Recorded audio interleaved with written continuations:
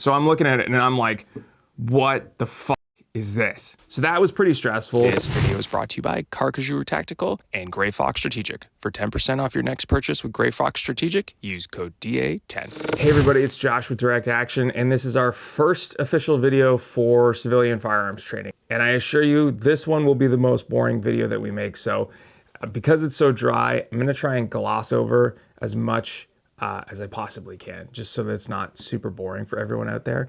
So to kind of kick things off, if you're out there and you're debating whether or not to sign up for your classes for your PAL or RPAL, I would recommend just doing it. And the reason I say it is because I registered in early spring and it was already almost sold out at the time that I took the course, which was several months later. So I took my course the last weekend in August, and I want to say I registered back in March or April, and it was almost sold out then. So I would say if you're on the fence about doing it, because it is expensive, I believe it was over $400 with taxes and all that kind of stuff. I should have prepared and brought my bill, but I don't have it with me. But it was expensive. It's certainly an investment. So I understand the hesitation, but I would say the longer you wait, the longer it's going to take to get it. So if you can afford it and you can book off a weekend, which is why it took me so long to do, I would just go ahead and do it. I'm not sure how the course works in other cities or provinces. I honestly, so forgive my naivete. Well, here's the thing. You're booked from 8 to 4, and then Sunday you're booked from 8 to 4. But realistically, I think I was done by 2:30, 3 o'clock, because you do all your classwork and then you test. You spend a good portion of your time waiting for whoever's in front of you to take their practical exam. And Sunday's the exact same. So the Sunday is when you do your RPAL. And for context, I could only get my PAL and RPAL. You couldn't do one or the other. Obviously, I would just want both just to have them, but you're not really given the option here. But Sunday, same deal. Sunday's a lot of top up. It's all X improved, basically times a million, and then you're practical. And so it's not really 8 to 4. It's like 8 to 3-ish, and then 8 to 1. I think I was done by 1 p.m. on the Sunday. It was a pretty straightforward day. Preparation for the course. Did I prepare? Did I study? How much of the book did I read? How many questions did I ask Randy? None. If I'm being completely transparent, I did not prepare. Which, do I think it hurt me? Not really necessarily. It's a pretty straightforward course. They give you lots of time to kind of take in the materials. I would just say, take the time to read the book and familiarize yourself. If you have zero experience in firearms, which I do, I don't have any experience in firearms. I'm not that guy. So if I could go back in time, I would have carved out a good amount of time on a weekly basis to just review the materials. Because man, I was stressing in that class because there are certain things that I just didn't expect to get tested on, like ammunition types. Ammunition types stressed me out. Not identifying, but differentiating was like, oh my God, like full metal jackets, soft metal round nose, full metal round nose. And to me, they all look the same. Like, I don't know how my brain processes information, but the types that the instructor had, I was just like, they all look the same. And so I was so stressed on that. I would say, and I mean this half joking, but half serious, if you're like ADHD like myself, it's a trip. It takes a lot to get dialed in because you're gonna spend a lot of time on like muzzle loading and flintlock and stuff from like the 17 and 1800s that you really don't give a shit about, respectfully. And it's hard to stay locked in, especially on that Friday night where you're kind of getting onboarded with that stuff. And you've already probably worked a full day and you have to laser in on stuff. It's tough. So you kind of have to power through. But overall, class was great. Instructor was great. Again, my key takeaway is just, if you have the time to study, you should just study. I mean, like I went in with zero prep pretty much, and I was okay. Like I did okay, but I know I wouldn't have been stressed at all if I had actually taken the time to study. So that's on me.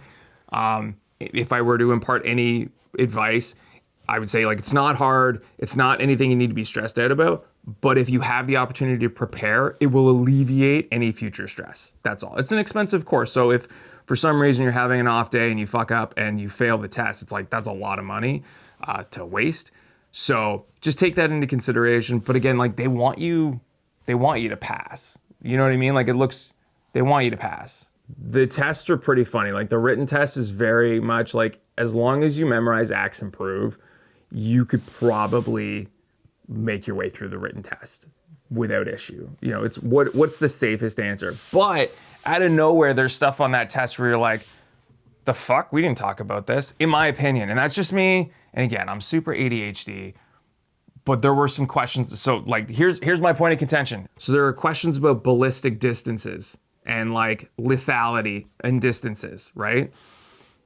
On the written materials, I believe it's yards. Yards and meters or yards is what's written in the book and in the slideshow presentation. And on the test, it's kilometers. It's not yards, it's not meters. Now, for those of you who are intelligent, you're like, yeah, you just do the conversion. It's like, I'm under stress and duress. Your boy cannot convert, and math is not my strong suit. So I'm looking at it and I'm like, what the fuck is this? So that was pretty stressful, but the rest of the questions are pretty, like, honestly, they're like, is shooting someone a bad idea? Like, yeah, of course. Should people who are talking about shooting people have guns? Like, no, like, obviously not. It's kind of questions like that mixed in with some like actual hard questions. Not hard, might be a bit of an overstatement, but like things you needed, detail-oriented questions that you needed to be paying attention in class or reading the book to get correct. Now again, I was super stressed. I hadn't really studied and I was like sweating through the test. You could see like the group chat text with the boys. I was just like, I think I'm dying. It was pretty bad. So my advice from a practical test application, take a deep breath, listen very carefully to the questions. And if you're not sure you understand exactly what's being asked of you, ask to repeat the question. Don't be like me and just kind of breeze through the answers super confidently and just you're missing information. Yeah, take a deep breath, repeat the question to yourself. Like I was very good about talking myself through each process, like unload, show clear, like safe the weapon, unload, show clear, everything like that. I was very comfortable doing that out loud as I'm doing it. And that's just the way my brain works. It's how I want to do it. But I would almost, again, if I could go back, I would have repeated the question out loud. Just so that I kind of soaked it in more. Again, this is just how my brain works, but that's where I struggled with this. And yeah, so second day restricted, I don't remember my scores exactly. I think my written was in the 90s and my practical was in the 80s because I missed the two things. So however many points that were, but I honestly don't remember. But why are we doing a video? So that was August 30th. It is September 16th when I'm recording this, and I got this in the mail. Obviously, I'm covering up my address, but so this is from the FSESO in Orillia, Ontario, and I imagine this is a copy of, I don't know. Actually, I don't know what this is. Where's my knife?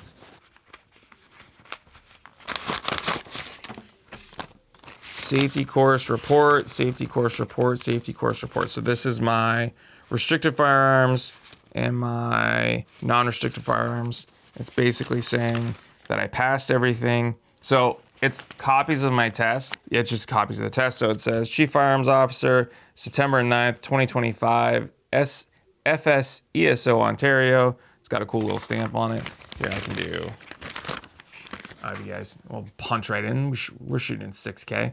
Punch right in, got a little stamp. Oh, okay, here we go. Here you go. So non-restricted, written test, 96%. Practical test, 92%. Written test for restricted firearms, 96%. Go me. And practical test was 88%. I'm still upset by that. So yeah, cool. So I guess next steps for me will be to apply for my PAL and my RPAL, which we'll do in the next video. I think I have to join a gun club. I should probably know that, but I think I have to join a gun club. Shout out Stittsville Ranges. Thanks for watching. If there are like 8 of you who watch it and found some of this interesting or helpful or whatever, that's awesome. If not, sorry, fuck, I don't know. Like, anyways, yeah.